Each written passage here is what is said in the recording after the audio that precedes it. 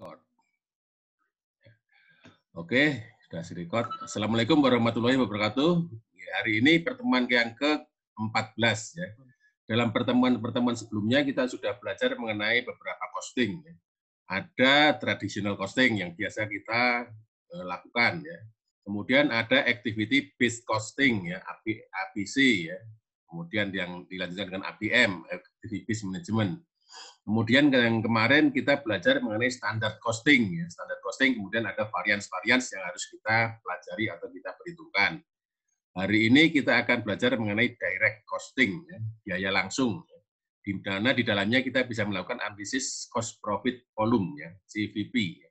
Cost profit volume untuk menghitung berapa BEP atau bagaimana berapa rasio margin of safety-nya dan segala macamnya.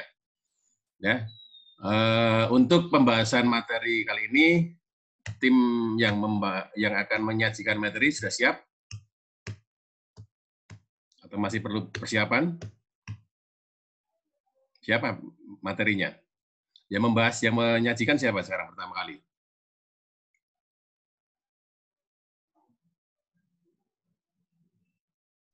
Kelompok E, Pak. Kelompok E ya, siapa? Mbak Lena? Silakan. Iya, sama teman-teman lagi persiapan. Bagaimana? Lagi persiapan, Pak. Oh ya, oke, lagi persiapan untuk materinya ya. Penyajian nanti sudah siap, bilang ya. Hari ini kita mau membahas mengenai direct costing ya. Saya mau ulas sedikit. Jadi direct costing itu salah satu sistem perhitungan biaya di mana dia memperhitungkan direct cost-nya aja ya. Kemudian ada analisis cost volume profit ya. Analisis biaya, laba ya, volume ya. Bagaimana kita menghitung volume, bagaimana rencana kita memproduksi, berapa volume yang harus diproduksi agar bisa mencapai laba yang diharapkan atau agar mencapai titik impas atau break even ya, titik impas di mana hasil penjualan sama dengan biaya yang dikeluarkan ya. Ya itulah ya. Orang usaha harus memperoleh pendapatan minimal sama dengan biaya yang dikeluarkan ya, BEP-nya ya. Ini ada salah satu metode analisis berapa yang harus kita produksi, berapa yang harus kita jual supaya semua biaya yang sudah kita keluarkan bisa tercover ya. Minimal tercover atau mungkin kita bisa menentukan berapa sih target laba kita ya untuk memperoleh laba ini, berapa yang harus kita jual, berapa unitnya, berapa rupiah yang harus kita dapatkan. Jadi ini salah satunya di analisis cost volume. Ya sambil menunggu kelompok yang lainnya kelompok yang akan menyajikan mempersiapkan penyajiannya, mungkin dari materi-materi lalu masih ada pertanyaan? Ini barusan saya buka Google Classroom dari Mas Gilang, ada satu pertanyaan belum saya jawab ya, nanti ya Mas Gilang ya, nanti siang agak panjang soalnya saya harus menjawabnya ya. Ada satu pertanyaan mengenai varian kemarin ya. Ya.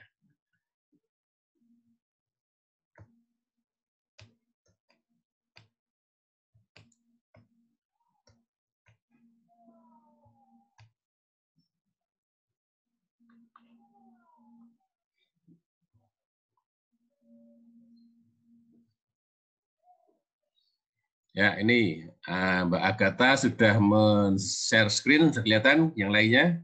Sudah kelihatan ininya, slide-nya. Kalau sudah kelihatan, sudah siap, monggo silakan penyaji menyajikan materinya.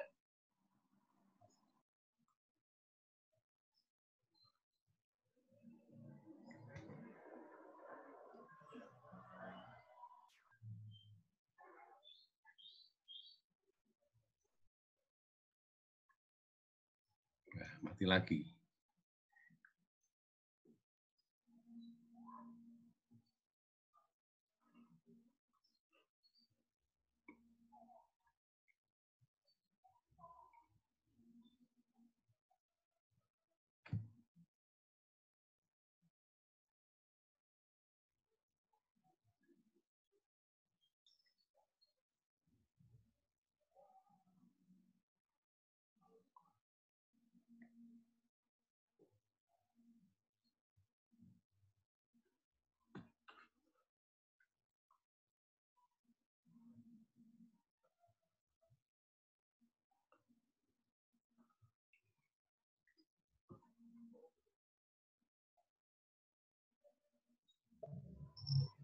Assalamualaikum warahmatullahi wabarakatuh. Waalaikumsalam warahmatullahi wabarakatuh.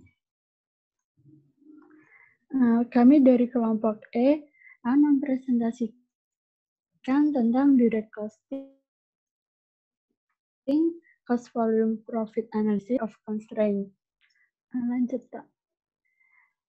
Anggotanya ada Agatha, Stefano, Diava, Vikurnia, Iren, Lena, dan Riantama.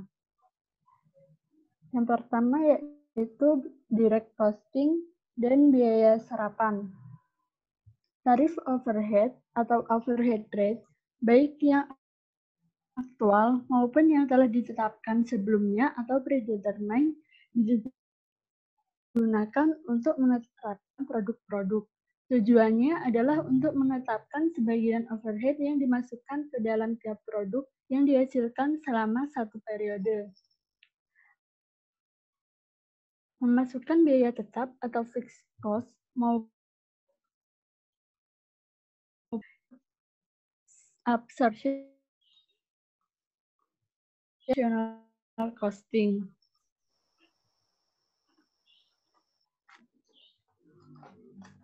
Namun masalah terjadi ketika menggunakan absorption costing, diantaranya yang pertama, adanya fluktuasi pada unit cost yang disebabkan oleh nilai over dan under average overhead yang berubah-ubah di tiap periodenya sesuai dengan aktivitas yang terjadi.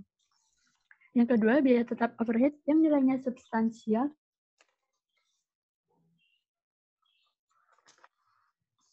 berdasarkan activity-based costing.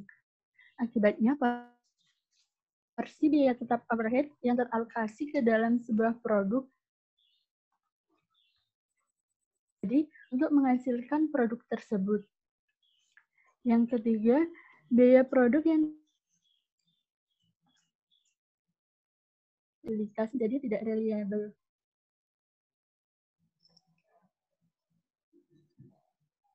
Sementara direct costing dikenal juga dengan variable costing atau marginal costing. Pada direct costing, produk hanya dibebani biaya manufaktur yang secara langsung berkaitan dengan volume.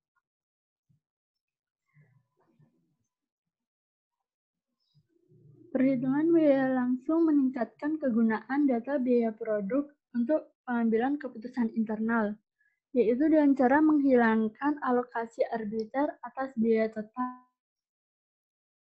variabel saja akun persediaan. Cost volume profit analysis merupakan alat perencanaan jangka pendek yang menggunakan perhitungan biaya langsung untuk menganalisis hubungan antara biaya, laba, bauran produk, dan volume penjualan.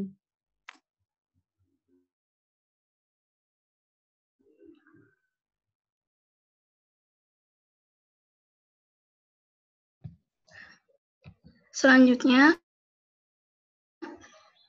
saya akan menjelaskan tentang direct costing atau yang biasa disebut juga dengan variable costing atau marginal costing.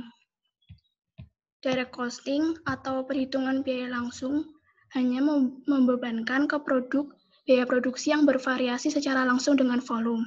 Atau dengan kata lain, direct costing hanya membebankan ke produk yaitu biaya produksi variabel.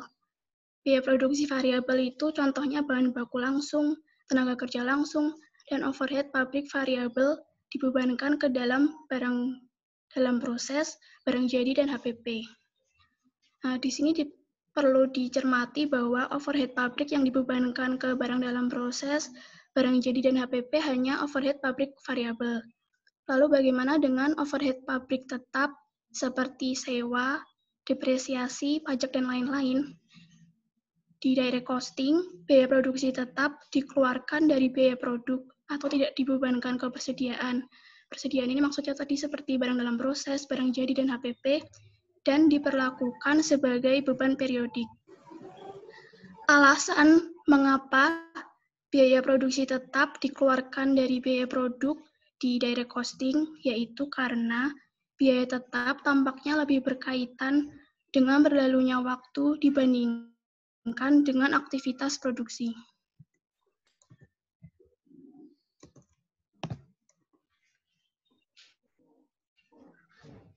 Berikutnya yaitu contribution margin atau margin kontribusi.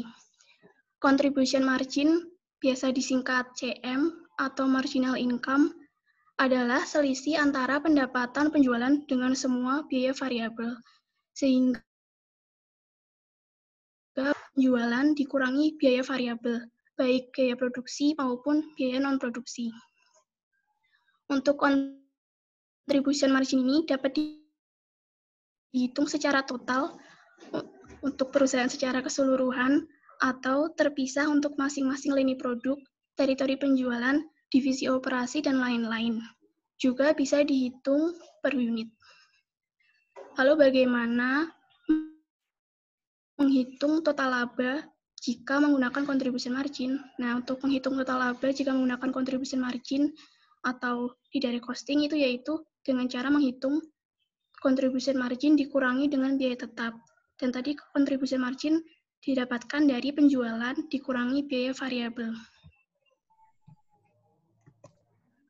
Ini adalah contoh dari penghitungan contribution margin atau CM. Tadi rumus dari margin kontribusi atau contribution margin itu adalah penjualan dikurangi biaya variabel. Di sini penjualannya per unit $70 dan unitnya ada totalnya 10.000 unit. Sehingga total penjualannya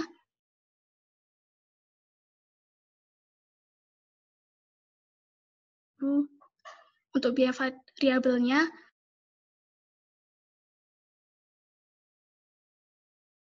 $, kontribusinya $700.000 dikurangi $4.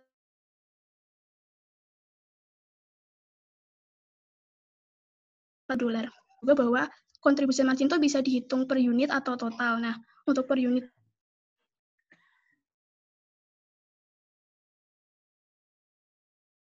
20 dan untuk totalnya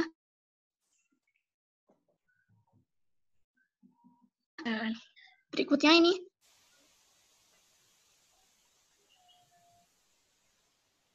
untuk dari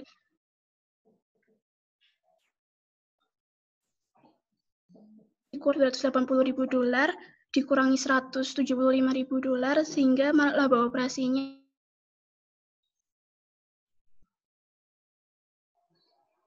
nilainya $105.000. Kalau persentase dari penjualan ini yaitu nilai total dibagi dengan penjualan, sehingga untuk penjualan 100% dari penjualan, biaya variabel 60 penjualan, biaya tetap 25% dari penjualan.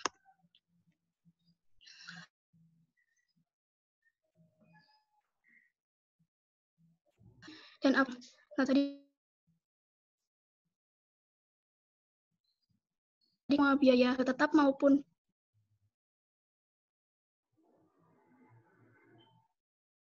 kalau dari costing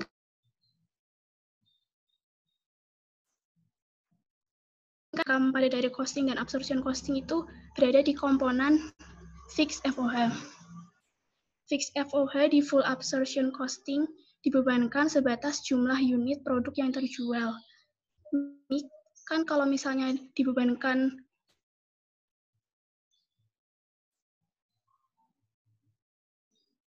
ke biaya produksi, maka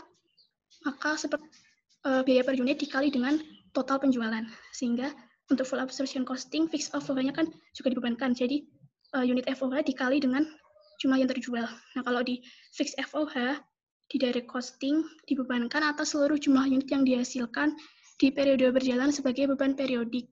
Sehingga tidak berdasarkan jumlah yang terjual, tetapi semuanya. Jadi per unit dikali dengan semua yang dihasilkan, karena tidak dibebankan ke biaya produk, tapi dibebankan sebagai beban periodik setelah beban periodik. Nah, perbedaan atas pembebanan FOH tersebut mengakibatkan adanya perbedaan nilai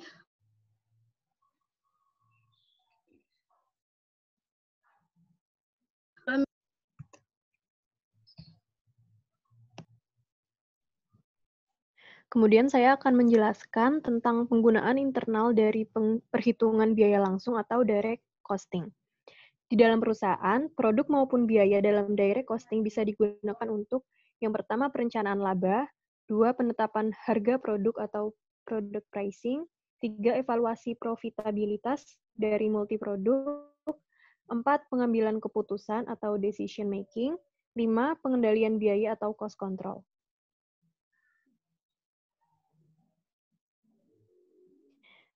Nah, penjelasan yang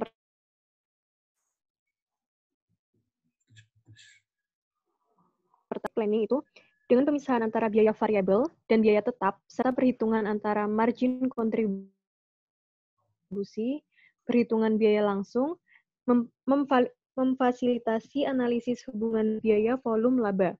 Perhitungan biaya langsung membantu mengidentifikasi data yang relevan untuk menentukan titik impas, titik pengembalian investasi, margin kontribusi untuk segmen penjualan, dan total laba dari volume tertentu.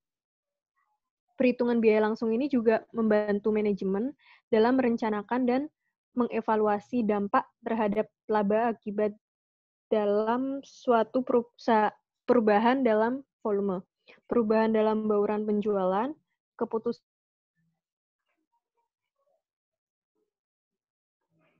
baru. Kemudian yang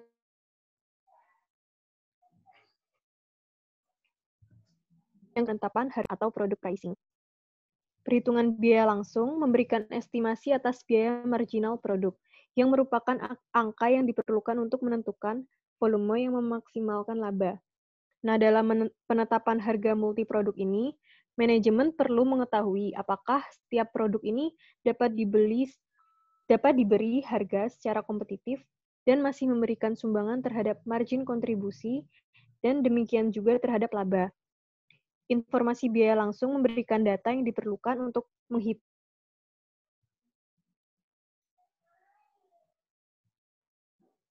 margin kontribusi dari tiap lini produk.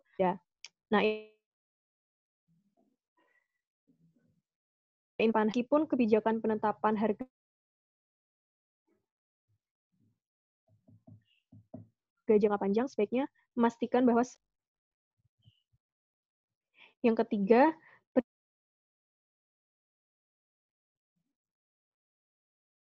perhitungan biaya langsung untuk evaluasi. Ketika suatu laporan laba rugi ini dibuat dengan perhitungan biaya langsung, biaya produksi variabel pertama-tama kita kurangkan dulu dari penjualan untuk memperoleh margin kontribusi kotor.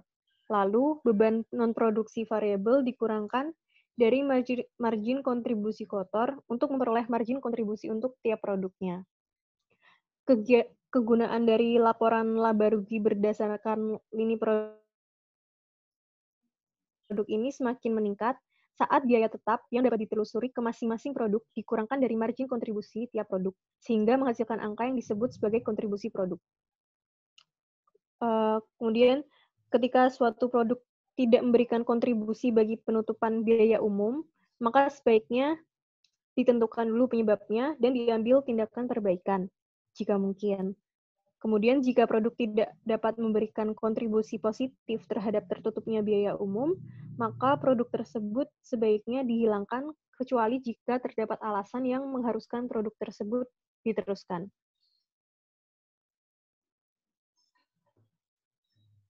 Kemudian, 4. Perhitungan biaya langsung untuk pengambilan keputusan manajerial. Di sini manajemen perusahaan harus merencanakan dan mengendalikan dengan baik penentuan biaya untuk menghasilkan manfaat saat ini dan di masa depan. Nah, karena informasi biaya memberikan kerangka berpikir untuk mengelola masukan agar nilai masukan yang dikorbankan lebih rendah dari nilai keluaran yang diperoleh oleh perusahaan. Sehingga dapat diketahui bagaimana biaya dan kecenderungannya. Dengan memahami biaya, berarti telah mengetahui berapa biaya yang harus dikorbankan untuk membuat suatu produk. Kemudian 5, perhitungan biaya langsung untuk pengendalian biaya atau cost control.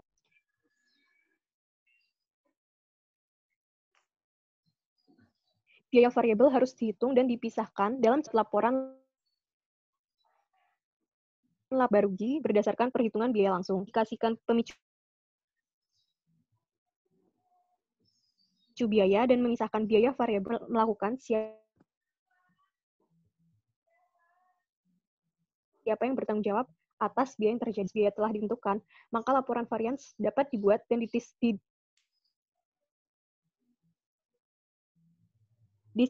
kepada manajer yang bertanggung jawab. Hitungan biaya langsung bukanlah syarat untuk akuntansi dan pelaporan tanggung jawab yang efektif.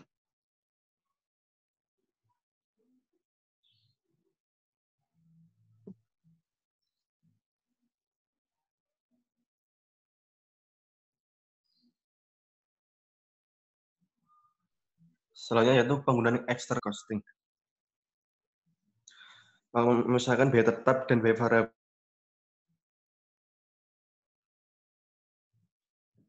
langsung akan baik pemahaman atas laporan laba rugi maupun pembebanan biaya kepersediaan.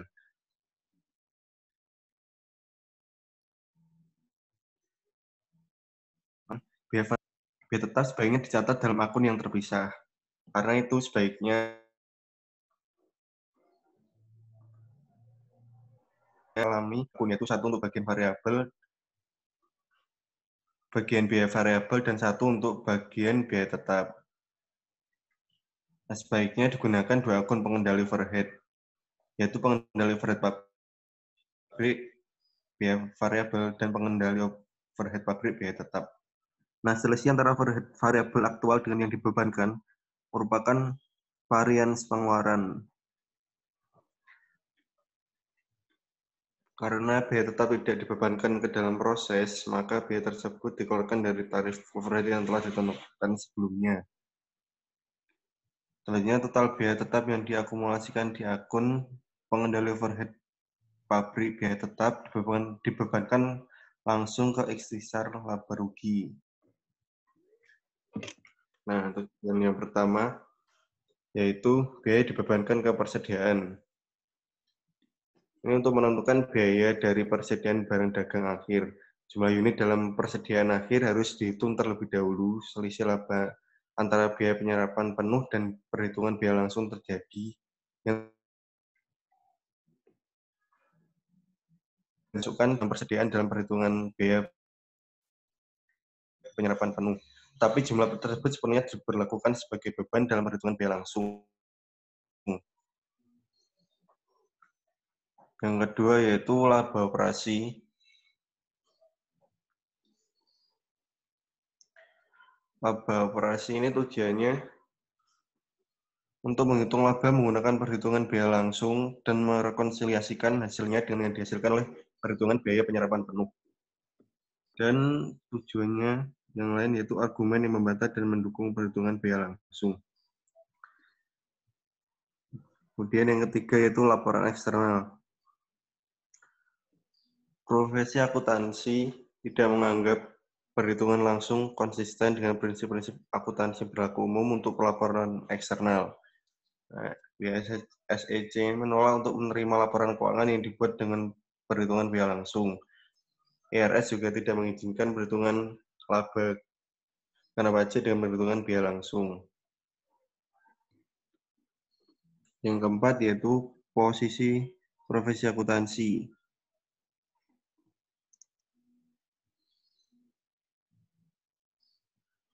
Tujuannya yaitu untuk menyatakan posisi profesi akuntansi ini atas tidak dapat diterimanya perhitungan biaya langsung untuk pelaporan eksternal. Kemudian yaitu posisi IRS sama seperti posisi profesi akuntansi, tujuan eksternal dari posisi IRS itu menyatakan atas tidak dapat diterimanya perhitungan biaya langsung untuk pelaporan eksternal. Yang terakhir yaitu posisi SEC. Penolakan SEC untuk menerima laporan keuangan tahunan yang dibuat dengan perhitungan biaya langsung merupakan akibat dari dua faktor. Yaitu kebijakannya untuk memilih konsistensi di antara perusahaan-perusahaan yang melaporkan dan sikap bahwa perhitungan biaya langsung bukan merupakan bagian dari prinsip akuntansi yang berlaku umum.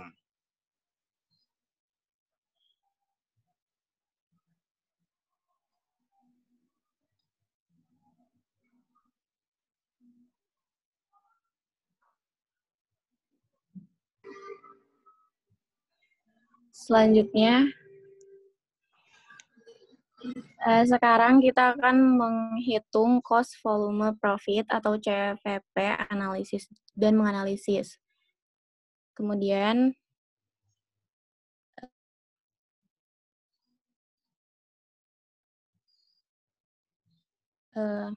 adalah analisis biaya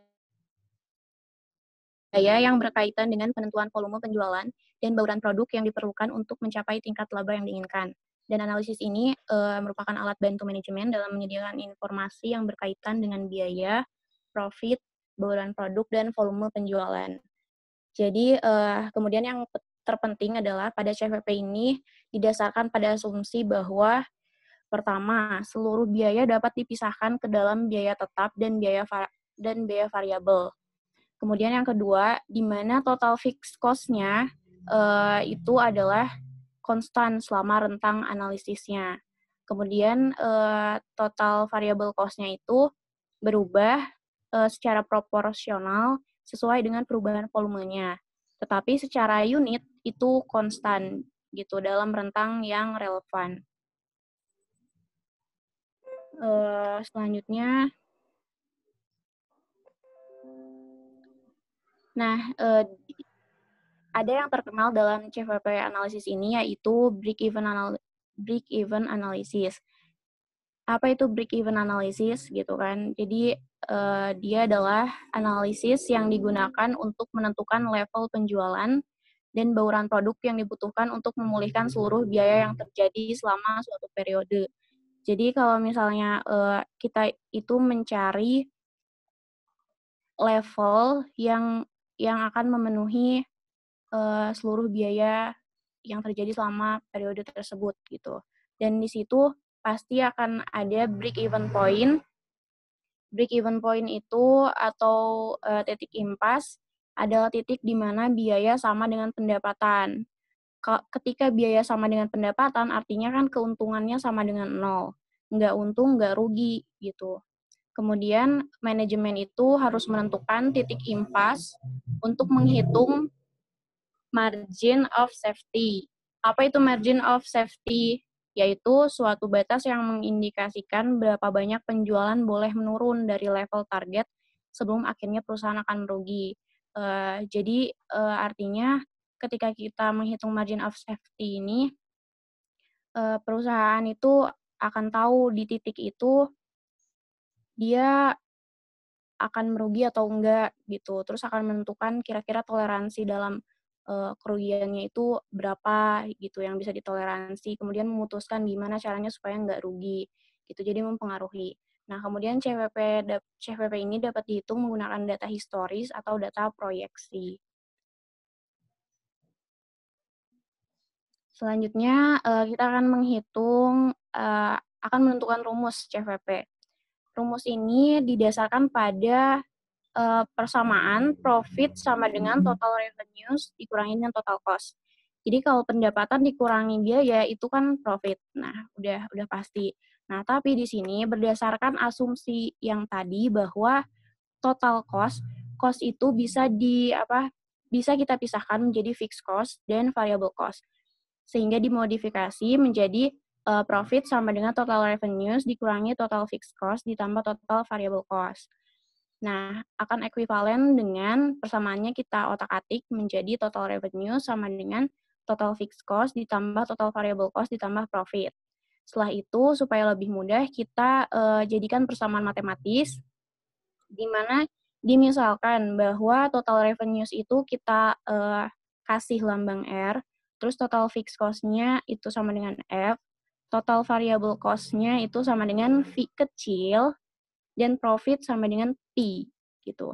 Dan di sini ada tentu dari total variable cost itu ada yang namanya variable cost per unit yang akan dilambangkan dengan V besar gitu. Maka persamaan matematisnya adalah R sama dengan F tambah V tambah P itu awalnya. Kemudian karena total variable cost itu adalah total variable cost per unit dikalikan dengan pendapatan yang didapat, jadi akan ekuivalen dengan R sama dengan F ditambah V besar dikali R ditambah Pi gitu. Selanjutnya. Nah, dan ternyata dari persamaan yang pertama tadi, dari revenue sama dengan fixed cost ditambah variable cost per unit dikali revenue ditambah Pi itu bisa kita bagi lagi ke dalam dua pendekatan, yaitu pendekatan dolar atau rupiah dengan pendekatan unit. Bedanya apa? Jadi di pendekatan dolar atau rupiah ini kita akan mencari titik impas tadi, break even, melalui revenue gitu. Jadi di titik revenue berapa sih perusahaan itu bisa menggambarkan pendapatan yang didapat itu sama dengan biaya gitu. Kalau misalnya pendekatan unit itu dia mencari titik impasnya melalui berapa kuantiti yang dijual sehingga pendapatan yang didapat itu sama dengan biaya yang dikeluarkan gitu. Nah, di sini kita lihat satu-satu pendekatan dolar atau rupiahnya itu. Jadi yang pertama kan tadi ada R sama dengan F tambah V dikali P. Nah, R sama dengan F ditambah V besar kali R tambah P. Kemudian kita otak-atik menjadi R dikurangi V kali R sama dengan F tambah P ya, itu maaf. F tambah P. Kemudian ada R sama dengan 1 dikurangi V sama dengan F tambah P. R sama dengan F tambah P per 1 min V.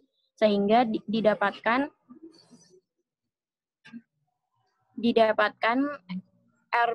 RBE itu berarti revenue pada titik impas, pada break even, sama dengan F per 1 min V. Kenapa P-nya hilang?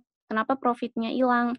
Itu karena kan tadi kita sudah bicara ketika ada di titik impas atau di titik break even, P-nya sama dengan 0, profit-nya akan sama dengan 0, sehingga di situ P sudah tidak bernilai lagi. Kemudian kalau di pendekatan unit, itu kita memodifikasi dari revenue-nya. Di sini revenue-nya itu adalah yang namanya pendapatan itu kan pasti didapat dari price per unit dikali quantity yang terjual gitu. Kalau terus kita juga memodifikasi dari variable cost-nya, total variable cost-nya itu sama dengan cost per unit dikali quantity. Sehingga rumusnya diturunkan di pendekatan unit ini diturunkan di baris kedua itu ada P kali Q sama dengan F tambah C kali Q ditambah P. Nah, dan kita modifikasi lah sampai sedemikian rupa sehingga didapatkan ada Q sama dengan F ditambah P per P kurangi C gitu. Dimana kalau misalnya kita mau mencari quantity pada titik impas atau break even itu sama dengan F per P min C, di mana P-nya itu juga bernilai 0. Seperti itu. Nah, dan diketahui bahwa yang namanya 1 min V pada pendekatan dolar atau rupiah itu merupakan contribution margin per sales dolar yang juga disebut dengan contribution margin ratio atau C garis miring M. Selanjutnya.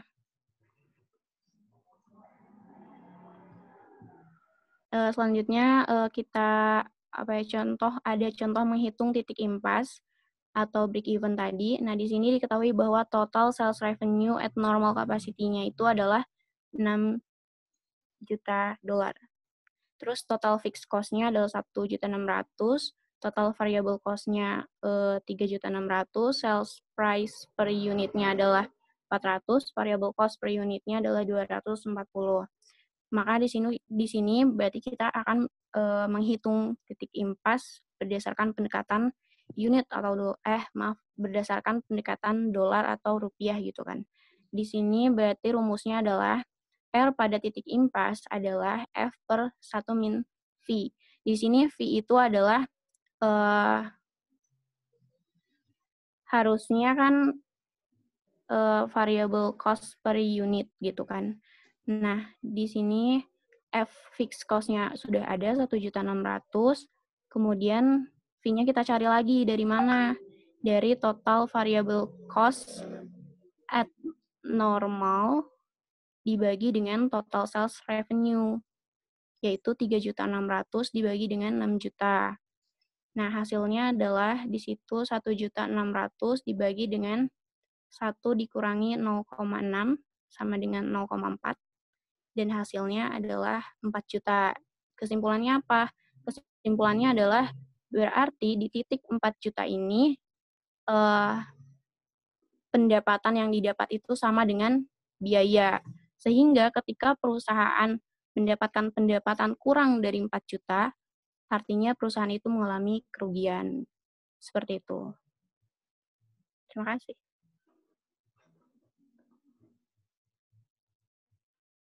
Selanjutnya, kedengaran nggak? Suaranya kedengaran nggak, teman-teman? Kedengaran kecil ini suaranya. Oh, kecil ya, Pak? Ya, kedengaran tapi kecil suaranya. Ya, coba saya tambah dulu volume saya.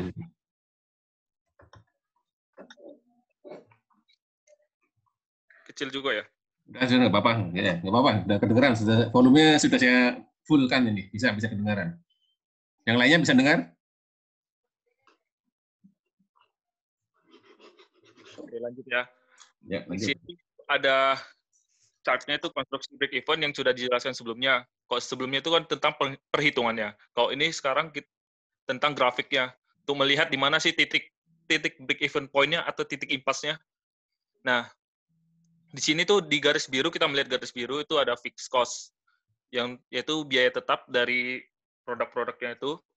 Baru ada garis hijau yang menentukan total cost lainnya dari fixed cost dan variable cost. Setelah itu ada garis merah, itu ada garis penjualan. Garis penjualan itu memang antara titik Y dan sumbu Y dan sumbu X itu yang dibuat 45 derajat. Nah, dari sini kita melihat kalau titik poinnya itu antara singgungan dari garis total cost dan sales line. Di situ menjadi titik impasnya, yaitu titik di mana titik di mana penjualan dan biaya sama atau profitnya sama dengan 0. Nah, kita juga bisa melihat bagian bawah itu ada loss area, yaitu di bawah titik equilibrium-nya itu ada loss area dan di atasnya itu ada profit area. Selanjutnya. Nah, dari analisis cost volume profit untuk pengambilan keputusan, dalam penggunaan CVP, manajemen harus memahami bahwa yang pertama itu perubahan dalam per unit biaya variabel akan mengubah rasio kontribusi margin dan titik impas. Jadi di slide sebelumnya tentang kontribusi margin ditentukan bahwa kontribusi margin itu ditentukan antara variable cost dan penjualannya. Jadi jika per unit biaya variabel diubah, itu akan mempengaruhi kontribusi margin dan titik impasnya. Yang kedua itu perubahan dalam harga jual akan mengubah rasio kontribusi margin dan titik impas. Nah, yang ketiga, perubahan dalam biaya tetap akan mengubah titik impas tetapi tidak mengubah kontribusi margin. Tadi kita lihat juga di slide sebelumnya itu ada fixed cost untuk menentukan titik break even point-nya. Nah, jika biaya tetap diubah, itu akan mengubah titik impas, tetapi tidak mengubah kontribusi margin, karena kontribusi margin yang kita jelaskan tadi bahwa dipengaruhi oleh variabel biaya variabel. Yang keempat itu ada kombinasi perubahan dalam biaya tetap dan biaya variabel dengan arah yang sama akan menyebabkan perubahan yang sangat tajam dalam titik impas. Oke, next. Nah, di sini kita bisa melihat break even point yang perubahannya. Yang garis biru itu fixed cost awal, dan garis hijau yang biasa itu adalah total cost line yang awal. Setelah fixed cost-nya berubah, kita lihat tuh fixed cost-nya berubah ya, dari yang titik garis biru jadi titik garis biru putus-putus. Nah, di situ dia berarti fixed cost-nya menurun. Nah, itu juga mempengaruhi terhadap total cost line. Jadi kan biaya tetap pasti mempengaruhi total biaya. Nah, jadi itu total biayanya juga berubah jadi garis hijau putus-putus. Nah, sebelumnya kita lihat bahwa break even point-nya itu ada di atas. Karena ada perubahan fixed cost, break even point-nya pun jadi turun. Nah, itu ada total, ada break even point yang baru. Nah, jadi kita bisa melihat bahwa perubahan fixed cost-nya itu juga mempengaruhi terhadap titik perubahan. Oke, selanjutnya.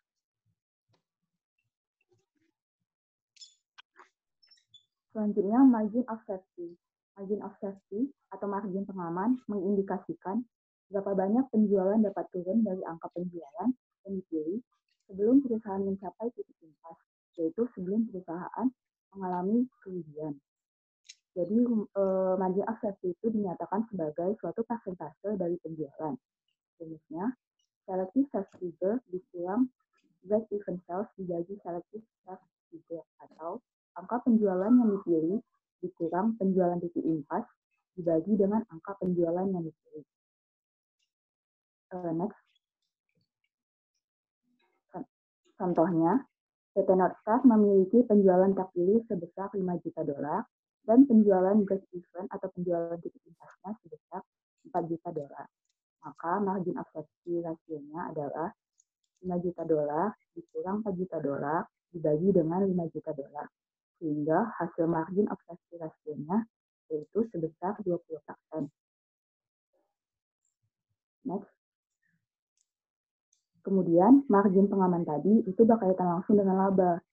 Contohnya, ilustrasinya sama dengan yang seperti slide sebelumnya, itu rasio contribution marginnya sebesar 40%. Dan margin safety ratio yang kita dapat tadi yaitu sebesar 20%. Maka profit rasionya adalah contribution margin dikali dengan margin safety, yaitu 40% dikali dengan 20%. Sehingga rasio labanya didapat yaitu sebesar 8%. Ini maksudnya adalah 8% dari total angka penjualan yang dipilih itu merupakan laba perusahaan.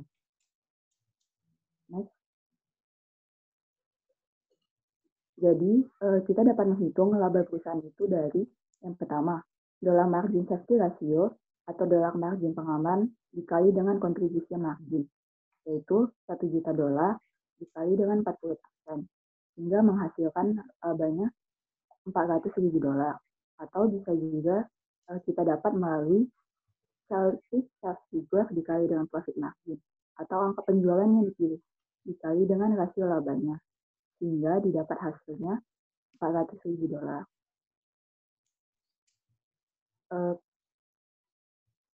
Kemudian rasio margin kontribusi, kemudian jika rasio margin kontribusi dan rasio laba diketahui, kita dapat juga mengetahui rasio margin pengamannya.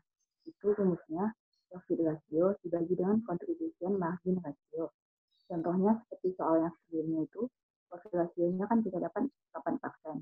Kemudian kita diketahui di soal contribution margin ratio 4%. Sehingga kita dapat mengetahui atau mencari rasio margin pengamannya yaitu sebesar 8% dibagi dengan 4%, yaitu 20%.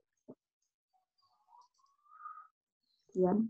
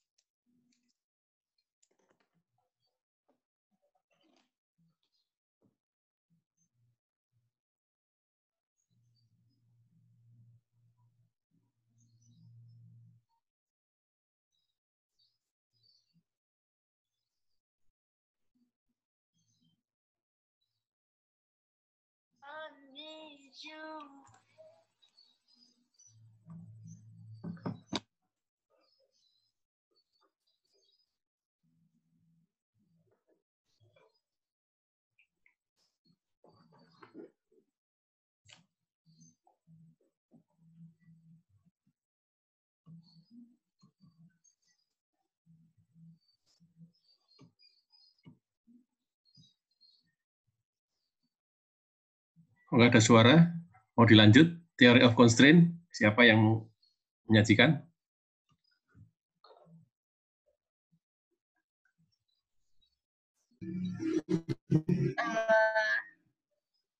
Theory of constraint. Jadi theory of constraint ini versi khusus dari direct costing untuk optimalisasi jangka pendek adalah teori kendala atau the theory of constraint, disingkat TOC, yang dibuat dan dikembangkan oleh Dr. Eliyahu Goldratt.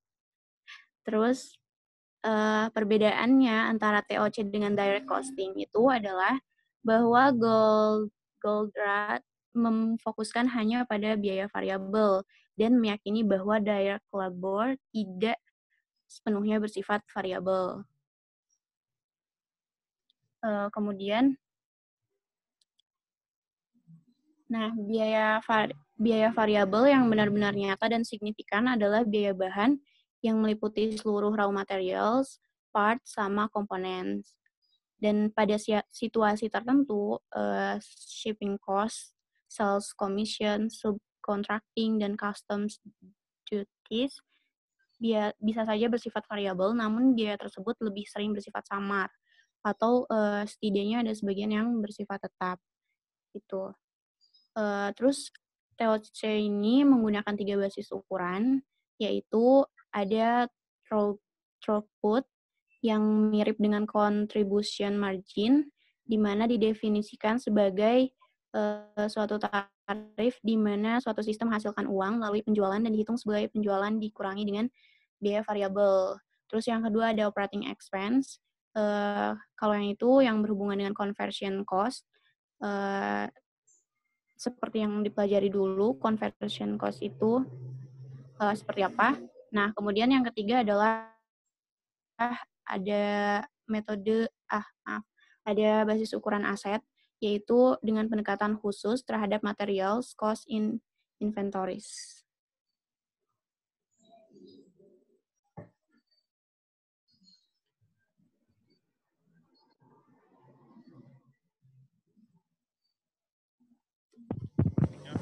Langkah-langkah Goldratt dalam mengimplementasikan test of control sebagai proses pengambilan keputusan adalah sebagai berikut. Yang pertama itu mengidentifikasi kendala-kendala yang ada pada suatu sistem. Yang kedua, memutuskan bagaimana cara memanfaatkan kendala-kendala sistem tersebut. 3, menjadikan segala hal lainnya patuh pada keputusan tersebut. Yang keempat, mengangkat kendala-kendala yang ada pada sistem. Yang kelima, apabila pada langkah sebelumnya satu kendala telah terpecahkan, maka kembalilah ke langkah pertama. Namun jangan biarkan ketidakpedulian menyebabkan satu kendala sistem. Oke. Sekian dari presentasi kelompok kami. Jika ada tanggapan dari teman-teman, dipersilakan. Oke, terima kasih kelompok E ya, menyajikannya dengan baik ya, lancar dari awal, dari costing, analysis of CPP ya.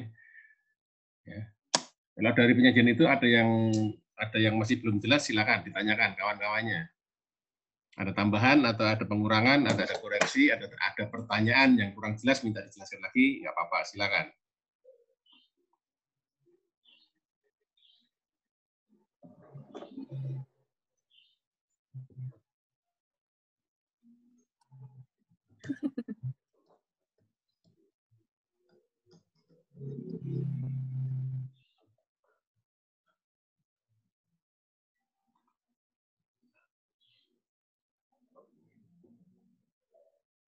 Silakan, ada pertanyaan?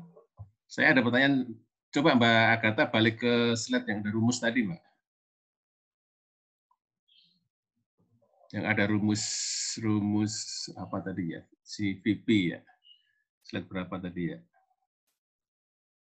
Rumus matematika. Nah, ini sebelumnya. Nah, ini coba ini tadi. Ini tadi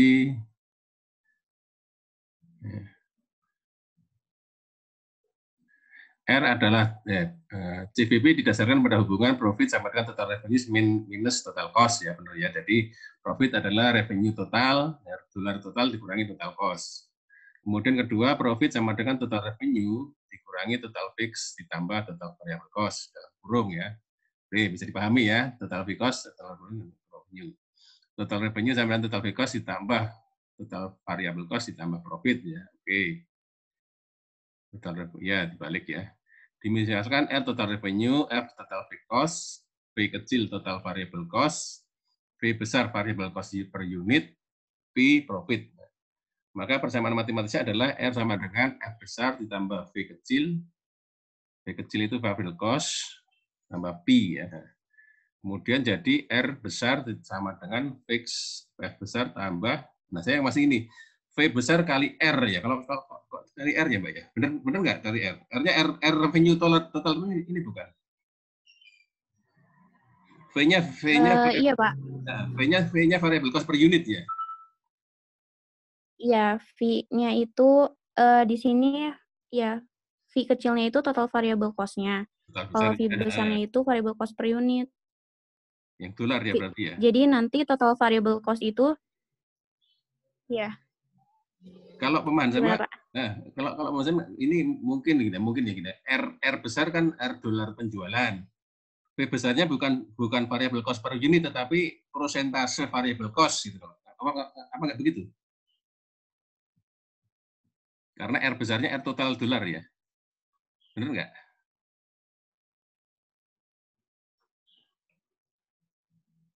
R besar kan total revenue, berarti price dikali unit cost, unit sold ya. R-nya R betul nggak? Pemahaman saya betul nggak Mbak? R besar itu adalah price per unit dikalikan quantity sold kan gitu ya.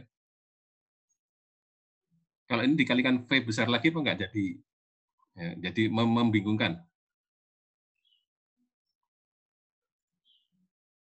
Oh iya Pak, nanti dikoreksi. Nah ya, bisa nangkep pertanyaan saya nggak? Jadi supaya nggak membingungkan yang membaca gitu istilahnya.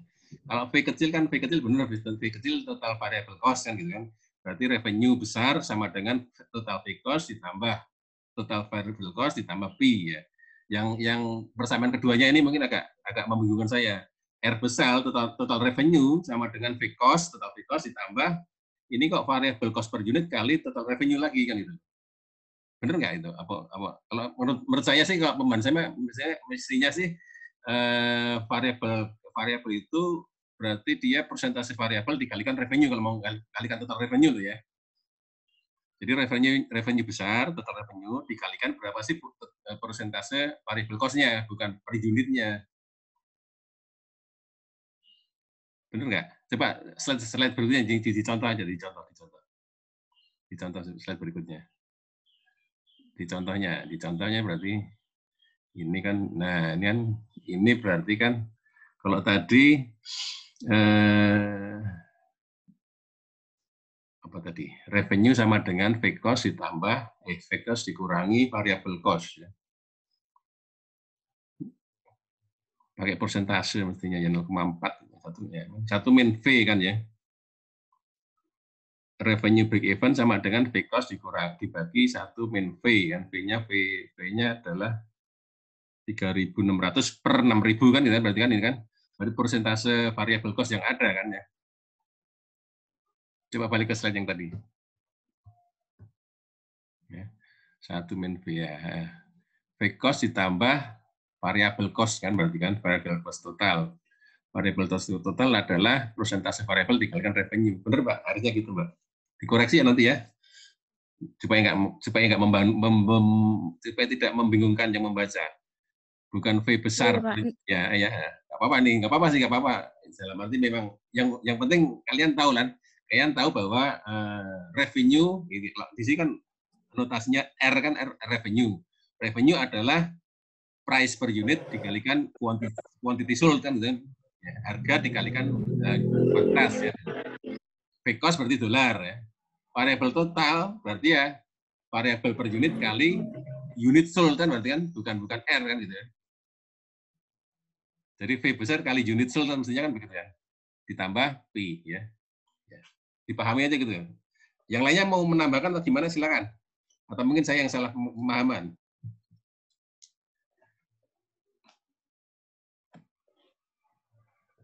Ya, itu aja sih ya kalau saya mengoreksinya. Jadi sudah jelas ya, kita sudah belajar direct cost. Ya. Direct costing adalah sistem perhitungan biaya di mana kita memfokuskan kepada variable cost ya, atau bukan variable, memfokuskan kepada biaya-biaya yang berkaitan langsung dengan unit atau variasi terhadap produksi. Ini kegunaannya apa? Kegunaannya tadi sudah ada, kegunaannya untuk planning ke depan ya, planning bagaimana kita akan memproduksi ya, dengan cara menghitung ya, tadi kan bisa direct costing bisa menggunakan data historis atau data proyeksi. Jadi kita kalau untuk perencanaan kita bisa memproyeksi ke depan berapa yang harus kita produksi supaya biaya tetap kita tertutupi ya, dan biaya variabel kita tertutupi ya. Kemudian kalau ada target profitnya kita masukkan sehingga kita bisa menentukan berapa sebenarnya unit yang harus diproduksi supaya kita bisa memperoleh profit yang diinginkan. Lebih lanjut lagi kalau ada persentase pajaknya, ya, berarti profitnya harus kita sesuaikan dulu dengan pajaknya, kan gitu kan. Kalau misalkan profitnya ini 100, ya, ada pajaknya 25%, kan itu berarti kita harus adjust profit ini menjadi profit after tax, kan gitu ya. Profit after tax-nya berapa targetnya, kan gitu. Berarti revenue harus kita capai. Ya. Ini kelihatannya belum memasukkan profit tax ya, tax atas profit gitu. Karena ada kemungkinan ada tax yang harus dibebankan kepada profit itu. Ya. Berarti kita harus meningkatkan profit itu agar bisa menutup tax yang harus kita bayarkan. Oke, ada pertanyaan yang lainnya, monggo silakan.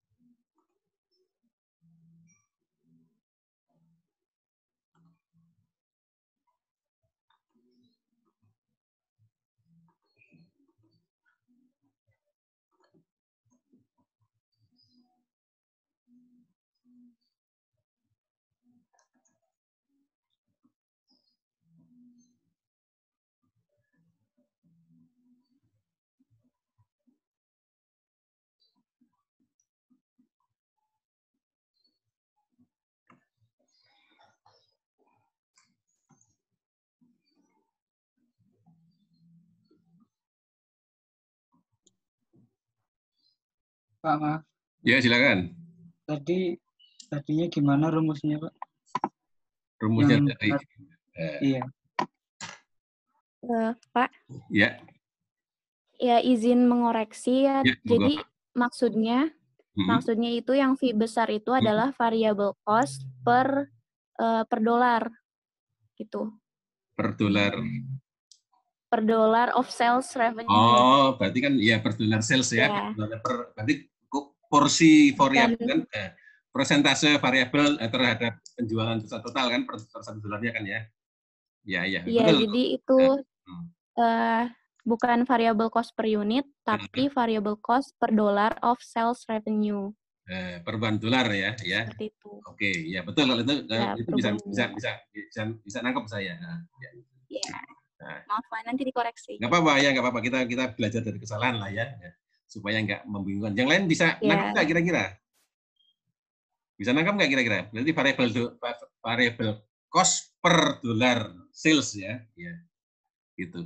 Betul, kalau itu udah cocok kalau saya. Angkanya bisa nyambung nanti. Bisa nggak? Bisa ditangkap nggak?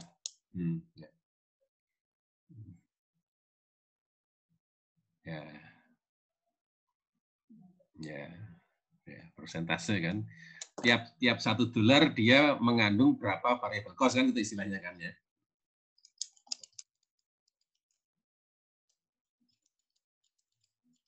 Ya, cocok itu. Yang lain bisa nangkep atau ada masih belum jelas?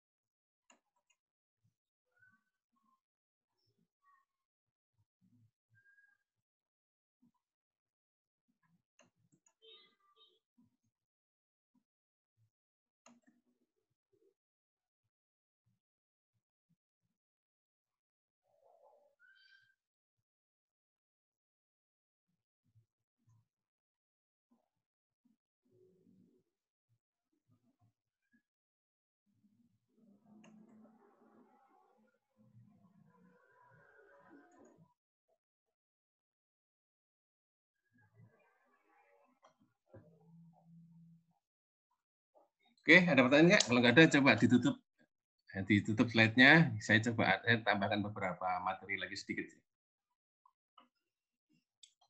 Silakan kalau mau pertanyaan sebelum saya sambil persiapan ini.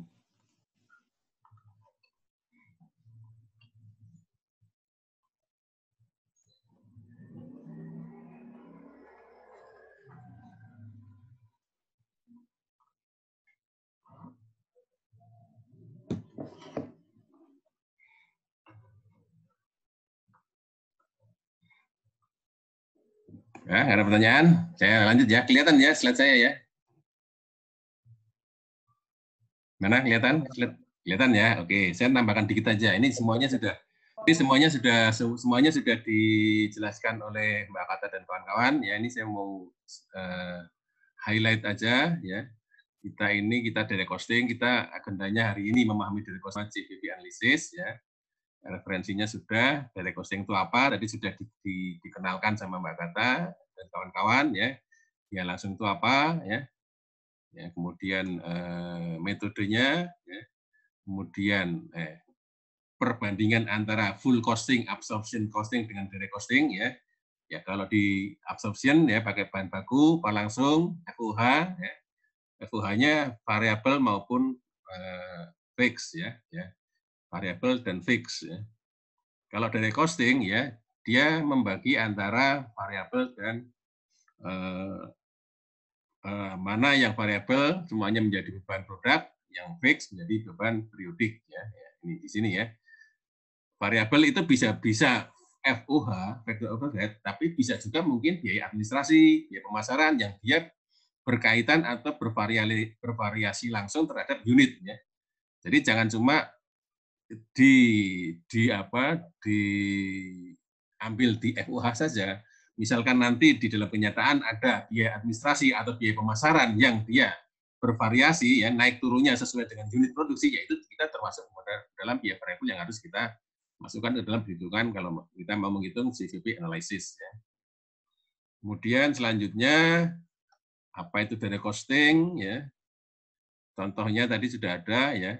Kalau Pak ini contohnya dibandingkan antara absorption costing dengan direct costing ya. Di sini kalau pakai absorption ya, dia mungkin satu produk ya bisa kelihatan laba ya. Di sini kelihatan laba 490.000 ya. Kalau pakai absorption costing ya. Ada penjualan dikurangi harga pokok penjualan. Harga pokok penjualan itu terdiri dari bahan baku, upah, overhead ya. Jadi HPP. Laba kotornya 490.000 ya. Ternyata kalau kita pakai direct costing ya, produk C ini dia tidak memiliki kontribusi margin positif ya. Hasil penjualannya dikurangi dengan biaya variabelnya aja ya. Kemudian dikurangi dengan ini jadi ternyata kontribusi produk itu adalah negatif ya, kalau kita pakai direct costing. Contohnya ya. Perbandingannya. Kemudian kegunaannya tadi sudah dijelaskan panjang lebar, semuanya ada. Sekarang analisis CVP ya, CVP tadi sudah, asumsi dasarnya, sudah semuanya, ini contohnya. Ya. Contohnya tadi sudah dicontohkan bagaimana menggunakan CVP analysis untuk menghitung break-even point. Ya. Pertama menghitung margin kontribusinya, kemudian menghitung berapa kerugiannya. Ada rumusnya, ya. Operating income sama dengan revenue dikurangi variable kurangi fixed cost. Ini rumus yang tadi kita bahas tadi, ya. Ya, ketemu adalah ruginya. Ini contoh soalnya. Berapa break-even number of units-nya, berapa break-even revenue-nya, ya. Ada rumusnya tadi, pakai rumus itu tadi, nggak masalah, bisa, ya. Kalau mau diuji perhitungannya, apakah benar hasilnya itu 0, ya kita uji. Kuantitas terjual sekian, penjualan kurangi variabel, kurangi dia tetap sama dengan operasional. Ya, ini kalau pakai target laba ya. Tapi break even kita kan target laba, misalkan dia minta memperoleh laba operasi sekian US dollar, berapa yang harus dijual ya. Ya ketemu pakai rumus tadi, dia tetap plus target laba operasi dibagi CM per unit ya, itulah kuantitasnya ya. Itu rumusnya ini ya. Sesuai kalau mau kita uji perhitungannya ada ya. Kemudian kalau ada variasi kasus ya, Dia ingin laba bersih sesudah pajak sebesar 1.200 US dollar dengan tarif pajak 25%. Ya. Hitunglah berapa yang harus berapa jumlah pendapatan yang harus diperoleh atau berapa unit yang harus dijual jika dia memiliki target laba bersih sesudah pajak 1.200 US dollar dengan tarif pajak 25%. Berarti harus kita sesuaikan. Laba bersih adalah laba operasi dikalikan 1 minus tarif pajak. Jadi laba operasi kita adalah laba bersih dibagi 1 minus tarif pajak. Ya, berarti inilah target yang harus kita dapatkan. Kita tambahkan ke fixed cost-nya kan. Ya. Ketemulah ya. Ketemulah laba kalau kita uji pendapatan. Ya. Ini perhitungannya sehingga perhitungannya laba operasi 1.200 dibagi 1 minus 0,25 jadi 1.600. Fixed cost plus laba operasi 3.600. Jadi bukan BEP per unit ini, berarti ini bukan BEP per unit. Ini unit unit yang harus dijual. Unit yang harus dijual untuk memperoleh laba operasi sesuai target ya. Bukan BEP unit, sorry ini salah ini. Ya. 45 unit ya. Kalau kita uji 45 unit, apakah 45 unit itu menghasilkan laba bersih 1.200 ya. Temulah nih. Penjualan dikurangi biaya variabel ketemu CM, contribution margin. Kurangi biaya tetap menjadi laba operasi, dikurangi pajak menjadi laba bersih yang ditargetkan. Ini variasi soal nanti ya. Kemudian tadi grafiknya sudah dijelaskan ya. Apabila fixed cost-nya berkurang atau naik ya, pasti ada perubahan di titik break even-nya. Kemudian margin of safety ya, margin pengaman ya. Tadi sudah dijelaskan juga apa itu margin of safety, bagaimana menghitungnya, ya, kemudian menghitung rasio MOS-nya gimana ya. Ya, oke, semuanya sudah ada tadi. Ya. Ini struktur biaya atau operating leverage ya. Ya, operating leverage adalah CM dibagi operating income. Ya. Leverage operasi adalah ukuran kombinasi, tapi ini nggak ada di RPS, nggak apa-apa, nggak di plastik nggak apa-apa. Nah, nice to know aja. Tahu boleh, nggak tahu nggak apa-apa. Ya. Leverage adalah kombinasi antara biaya tetap dengan biaya variabel. Jadi kombinasi antara tetap dan variabel itu adalah leverage, operating leverage. Ya. Rumusnya degree of operating leverage itu rumusnya adalah contribution margin dibagi operating income. Ya. Ya. Bagaimana contohnya? Ya, ini contohnya ya. Analisis sensitivitas ya. Ini kaitannya sama di harga jual variabel tetap ya. Perubahan di harga jual, perubahan di variabel, perubahan di tetap akan merubah atau mengakibatkan naik atau turunnya nilai BEP. Ya. Kita melakukan kalau diminta melakukan analisis sensitivitas ya. Contohnya apa? Ada variasi soal seperti ini ya. Ada kasus ini kalau dicontohkan dari Emma Jones ya. Bagaimana kalau dia menggunakan fixed fee 2000 ya. Dia menjual produk dengan fixed fee 2000 atau dia fixed fee-nya $800 tetapi plus 15% revenue disetorkan, atau dia tidak ada fixed fee tetapi dia cuma menyetor 25% dari revenue ya. Bagaimana berapa BEP, berapa yang harus dijual? Ini kan kaitannya sama tadi cost struktur tadi, struktur fixed cost dengan variable cost-nya. Ya, di opsi 1 dia fixed cost-nya 2000, di opsi 2 dia fixed cost-nya 8.000 tetapi variable cost-nya nambah 15% dari revenue. Ya. Di opsi 3 dia tidak ada fixed cost-nya tetapi dia nambah variable cost-nya 25%. Ini cost struktur. Jadi ada perhitungan operating leverage-nya di sini. Nah, ini dihitung satu-satu ya. Kalau dia opsi 1 berapa yang dijual, opsi 2 yang dijual, 3 berapa yang dijual ya. Ya, kemudian ini kalau digambarkan grafiknya gimana kan gitu ya. Ya, oke. Sekarang pertanyaannya tadi kan kita CVP kan satu produk ya. Bagaimana kalau dia ada 2 produk, 3 produk ya, sales mix-nya ya. Dia memproduksi lebih dari 1 ya, ada 2 ada 3, ada multi produk ya. Ada multi produk dan perubahan dalam bauran penjualan. Ini bagaimana? Ya, ini dicontohkan ya. Contoh perhitungan, perusahaan memperkirakan bauran produk atau mix produk dijual pada periode yang akan datang. Jadi dia akan menjual produk A dan produk B. Ya. Harga jualnya 180 dan 110. Biaya variabel per unitnya 100 dan 70. Ya. Diperkirakan penjualannya adalah 1 produk A akan terjual 2 produk B. Ya. Dia masih memproyeksikan. Ya. Mix produknya, ya, mix sales-nya adalah 1A, 2B. Ya. Setiap terjual 2A, setiap terjual 1 produk A akan terjual 2 produk B. Nah, bagaimana kita menghitungnya? Nah, ini kita gabungkan biaya variabel per dolar pendapatan penjualan tanpa mempedulikan tingkat penjualan. Kita tadi menghitung biaya variabelnya, jadi biaya variabel per dolar kan, itu kan.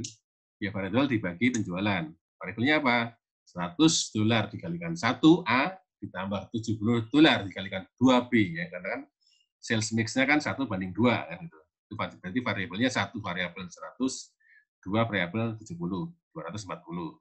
Dibagi dengan penjualannya. Penjualannya A-nya 1, 180, B-nya 2 kali 110. Jadi variabel per dolarnya adalah 0,60. Ya, rasio variabel dolarnya 0,60 atau 60%. Kemudian baru kita cari BEP-nya. Jadi invest BEP adalah ya, nanti biaya tetapnya keterangannya 1.600.000. Jadi variable cost dibagi dengan contribution margin atau 1 minus variable cost. Ya. Berarti 1.600.000 dibagi 1 minus 0,6. Tadi kan ketemu 0,6 variable cost-nya, 0,4. Jadi 4 juta US dollar. Jadi revenue atau BEP yang dihadapkan harusnya 4 juta. Jika satu produk A diperkirakan dijual setiap unit produk B, maka secara hipotetis paketnya terdiri dari 1A dan 2B. Maka kuantitasnya akan dihitung sebagai berikut. Penjualan dibagi harga paket hipotetis. Penjualan 4 juta, dari ketemu BEP total penjualan yang harus dilakukan, dibagi dengan harga paket hipotetisnya. Harga paketnya apa? 1 kali A, 180, ditambah 2B. Harga per unitnya 110, jadi 180 ditambah 220, ada 400. Jadi 4 juta dibagi 400, jadi ada 10.000 paket hipotetis yang harus terjual. 10.000 itu apa? 10.000 itu terdiri dari 10.000 paket A dan 20.000 paket B. Nah, jadi ketemu akhirnya dia harus menjual, target penjualannya harus 10.000 unit A dan 20.000 unit paket unit B. Tuh, ini jadi perhitungan kalau dia ada 2 produk. Kalau diinginkan laba 400.000, ya seperti semula kita tambahkan sales sama dengan variable cost ditambah operating profit, ya 1.600.000 ditambah operating profit targetnya 400.000, jadi 2 juta dibagi dengan contribution marginnya 1 minus variable cost, 1 minus 0,6 ya. Jadi 2 juta dibagi 0,4 sama dengan 5 juta dolar. Dia harus memperoleh sales dolar 5 juta US dollar. Bagaimana kuantitasnya? Ya, kuantitasnya kita tinggal bagikan. 5 juta dibagi dengan harga paket hipotetisnya berapa? Tadi 1A, 2B. 1 kali 180 ditambah 2 kali 110. Jadi 5 juta dibagi 400. Jadi dia harus menjual 12.500 paket. 12.500 paket itu apa tadi? 1A, 2B, berarti A-nya harus terjual 12.500, B-nya harus terjual 25.000 unit. Nah, itu ya. Itu hitungan kalau pakai mix. Ya, ini. Dalam kasus multiproduk semacam ini, titik impas dan pendapatan penjualan yang diperlukan untuk mencapai target laba berbeda untuk bauran produk yang berbeda. Tadi kan 1A, 2B, tapi kalau kita pakai mix-nya berbeda, 2A, 3B, ya pasti lain lagi, karena biaya variabel dan margin kontribusi akan berbeda. Perubahan dalam bauran atau mix produk yang dijual dapat memiliki dampak yang material tidak hanya pada titik impas, melainkan juga pada profitabilitas. Ya, oke. Nah, itu saya tambahkan sedikit lagi itu. Ya. Ada pertanyaan sampai di sini?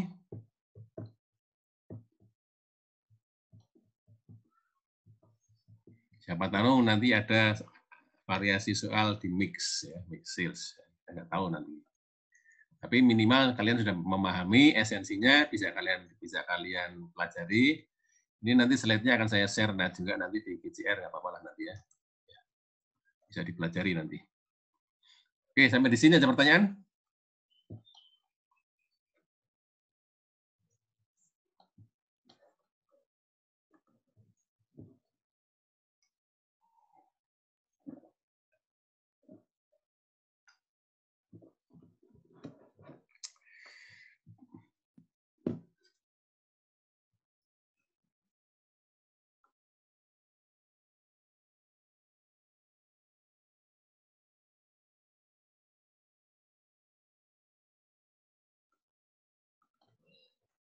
Ya, saya harap nggak ada pertanyaan lain ya, sudah jelas ya. Kalaupun belum jelas nanti bisa kita diskus di sesi atau waktu berikutnya. Kita lanjut ke kelompok berikutnya ya. Kita lihat contoh soalnya, contoh soal sederhana exercise mengenai cost volume profit analysis ya.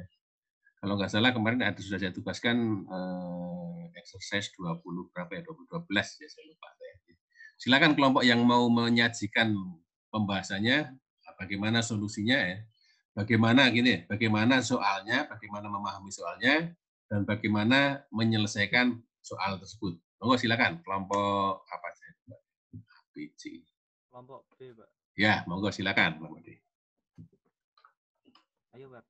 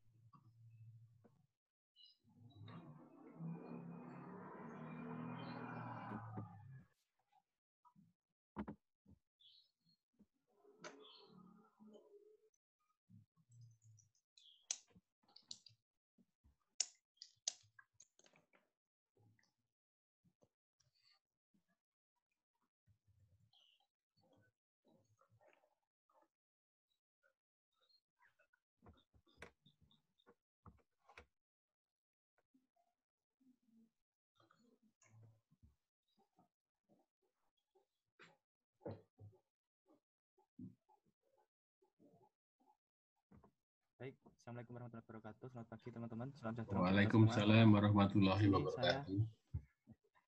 Di sini saya mewakili kelompok kami, kelompok B akan membahas tentang soal. Ayo, Pak, lanjut, Pak.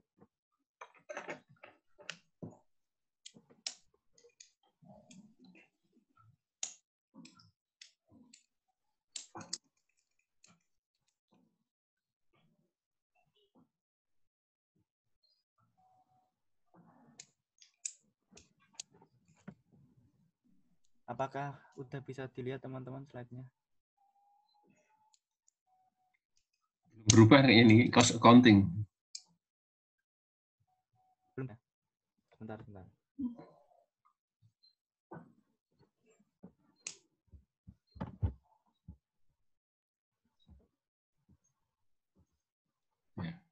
Gadsden ya.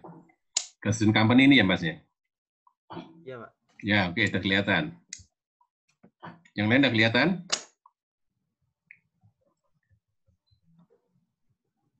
Ya, jadi kita akan membahas soal yang di buku charter soal E2012. Jadi di sini diketahui bahwa Gadsden Company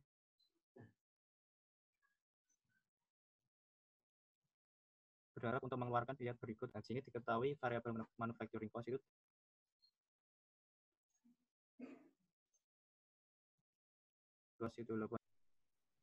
variabel marketing expense itu $105, lalu fixed marketing at administrative expense itu $60.000. Lanjut.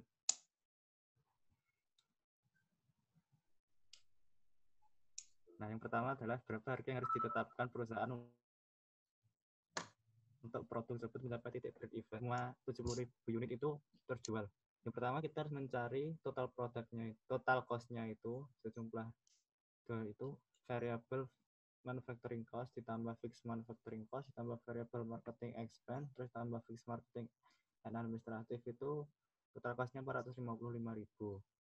Lalu kita bagi dengan unit yang terjual yaitu 70.000 kita akan mendapatkan harga $6,5 per unit untuk mencapai titik break even. Nah, yang kedua, jika manajemen memutuskan harga $8 dan memiliki sasaran laba 10% dari penjualan, berapa volume penjualan yang diperlukan? Nah, karena di sini yang dicari adalah volume atau kuantitas, maka kita akan menggunakan rumus H sama dengan F plus P per P kurangi C. Di mana total biaya tetap, terus P itu adalah total laba, P itu adalah harga jual per unit, dan C itu adalah biaya variabel per unit. Nah, di sini ketahui bahwa P itu sudah diketahui di atasnya yaitu $8. Lalu F seperti yang di tabel tadi yaitu 80.000 tambah $60.000 yaitu $140.000. Lalu C atau biaya variabel per unit itu jumlah total biaya variabel tadi 210.000 tambah 105.000 dibagi 70.000 yaitu unit yang tadi diproduksi untuk mencapai BIP tadi yaitu $4,0. Lalu untuk P, karena kita mencari laba, otomatis kita akan mengalihkan harga jual dikali sasaran laba dikali kuantitas atau V atau volume. Tapi di sini V-nya belum diketahui, jadi kita masukkan dulu 0,8 V. Lalu kita masukkan ke rumus V sama dengan 140.000 ditambah 0,8 V per 8 kurangi 45. Lalu 8 kurangi 45 kan 3,5. Kita pindah ke kiri, 3,5 kali V sama dengan 35. 3,5 V sama dengan 140.000 tambah 0,8 V. Lalu 0,8 V-nya kita pindah ke kiri, terus kita kurangkan, jadi 2,7 V sama dengan 140.000. Lalu V-nya adalah 51.852. Lanjut.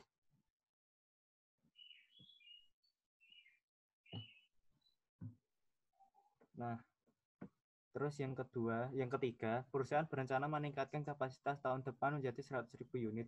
Peningkatan kapasitas akan meningkatkan biaya produksi tetap menjadi 147.000. Jika harga jual untuk setiap unit produk tetap pada harga $8, berapa banyak unit yang harus dijual perusahaan untuk menghasilkan laba 15% dari penjualan.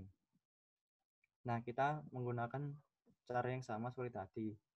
V sama dengan F plus P per P kurangi C. Nah, namun sini ada perbedaan di biaya fix yang diubah dari 80.000 jadi 147.000. Jadi total biaya tetapnya $207.000.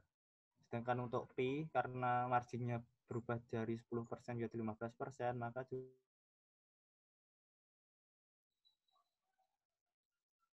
juga akan ada perubahan. Menjadi P sama dengan 12. Masukkan ke rumus seperti yang tadi. V sama dengan 207.000 ditambah 12 V per 8 min 4,5. Lalu yang 4,5, 3,5 kita 0,5 V sama dengan 207.000 ditambah 1,2 V. Lalu 1,2 kurangkan ke kiri, jadi 207.000. Lalu V sama dengan 90.000. Jadi cuma seperti itu pembahasan soal hari ini. Terima kasih.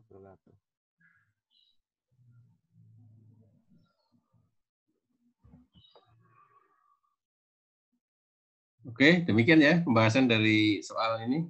Cukup sederhana ya. Ada pertanyaan atau ada yang masih belum jelas? Dari yang lainnya? Kalau belum jelas, tanya aja nggak apa-apa.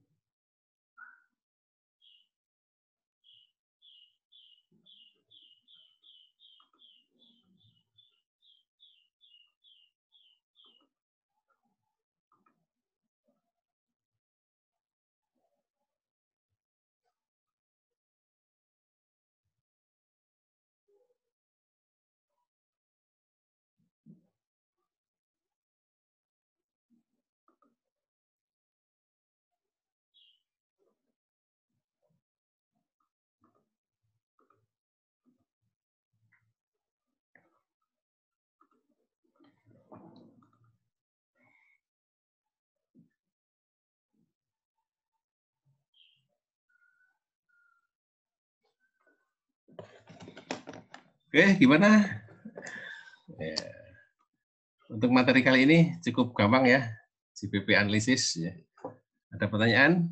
Kalau nggak ada, saya kasih waktu 5 menit lah sambil mikir ya. Kalau nggak ada, kita lebih baik kita tutup Zoom-nya, kita buka GCR-nya, kita diskusi di situ ya. Saya masih ada, ini saya lihat di GCR masih ada satu pertanyaan yang belum terjawab. Ini mau saya coba dulu nih. Dari 410.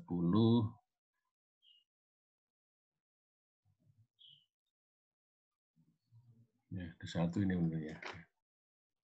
Spoiled atau scrap. Ya, gimana kawan-kawan dari kelas 410? Sudah jelas apa yang disajikan oleh kawan kita, apa tambahan yang saya sampaikan tadi ya. Sebelum kita tutup Zoom ini ada beberapa hal yang mau saya sampaikan ya. Ini adalah minggu depan adalah pertemuan kita yang terakhir ya. Tidak ada pertemuan lagi setelah minggu depan, pertemuan ke-15 ya. Jadi minggu depan kita akan lakukan ya, istilahnya setelah ya, nggak apa-apa ini slide-nya ditutup aja dulu Mas ya. Nggak apa-apa. Jadi minggu depan setelah penyajian materi terakhir yaitu profit measurement and transfer pricing serta soalnya, kita coba ulang lagi dari awal, review dari pertemuan 9, join product, kemudian departementalisasi FOH, ABC, standard costing, direct costing, ya. Kemudian terakhir yang untuk profit measurement ya. Nah, untuk memanfaatkan waktu yang terakhir besok ini ya, nanti seminggu ini kalian coba pelajari lagi, review lagi, baca lagi, lihat lagi slide-slide-nya, lihat Zoom-nya lagi ya. Kalau ada pertanyaan silakan sampaikan, bisa langsung di GCR, nanti kita diskusikan di pertemuan mendatang. Jadi pertemuan mendatang kita adakan sesi review materi secara keseluruhan ya. Mudah-mudahan semuanya sudah bisa dikuasai sehingga sudah siap untuk menghadapi UAS ya. Untuk kali ini saya nggak akan lakukan kuis ya. Untuk sesi kedua ini nggak saya lakukan kuis ya. Saya akan lihat soal-soal yang dimasukkan aja sebagai tambahan nilai aktivitas ya. Soal-soalnya tolong semua dikerjakan, dimasukkan ya di posting di GCR. Saya akan coba nilai dari situ aja untuk nambah atau untuk memberikan nilai aktivitas. Kuisnya cukup kuis satu aja di sesi pertama aja. Ya, mudah-mudahan apa yang kita pelajari hari ini bisa kita manfaatkan ya. Bisa kita kuasai ya, kita mengerti untuk yang akan datang. Baik untuk menjawab soal maupun untuk hal yang lainnya. Oke, bagaimana ketua kelas atau koordinator, bisakah kita tutup Zoom kali ini ya? Tapi walaupun Zoom kita tutup, kita tetap coba diskusikan di GCR kalau memang masih ada pertanyaan atau ketidakjelasan yang masih kalian miliki ya.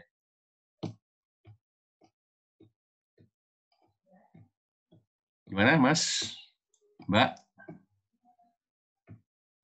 Cukup Pak. Oke, terima kasih Mas Kristefano ya. Jadi mewakili yang lainnya kita cukupkan dulu ya Zoom ini, pertemuan Zoom ini kita tutup aja ya, kita close ya.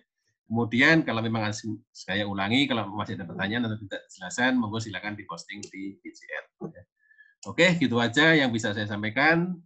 Terima kasih atas atensinya, perhatiannya, pembelajarannya. Mudah-mudahan apa yang kita pelajari hari ini bermanfaat untuk kita semua di masa yang akan datang. Terima kasih kembali.